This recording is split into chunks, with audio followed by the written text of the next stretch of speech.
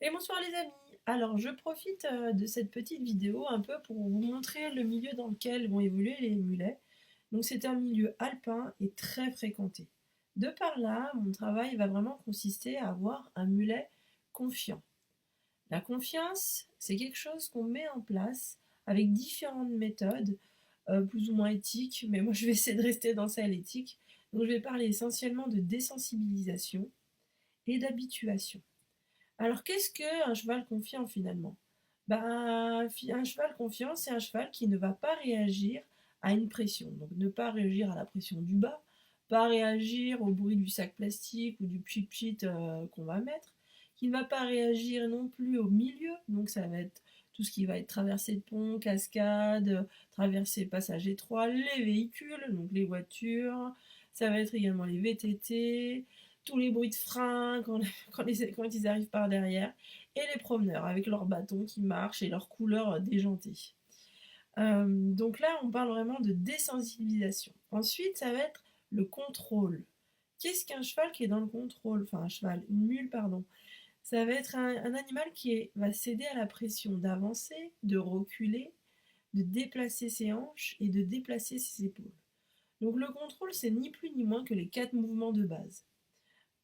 On dit c'est simple, mais en fait c'est pas si facile, hein.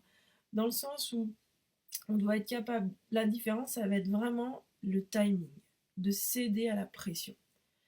Alors vous allez peut-être me poser la question, mais céder à la pression, ok.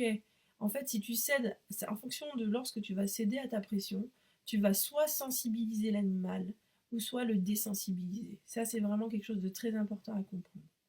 Donc quand on fait la différence entre céder à une pression versus désensibilisation, c'est ni plus ni moins que le timing que vous allez mettre en place lorsque vous allez enlever votre pression.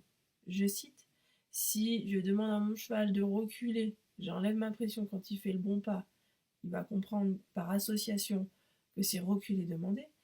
Et à l'inverse, je vais agiter un drapeau au-dessus de sa tête, l'animal ne bougera pas, je vais arrêter d'agiter mon drapeau pour pas le sensibiliser à bouger lorsque mon drapeau bouge.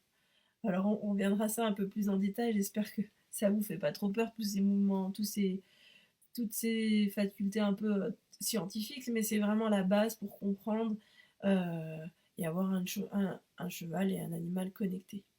Donc la connexion, c'est vraiment l'animal qui vous suit partout et tout le temps, et surtout qui est capable de gérer son environnement.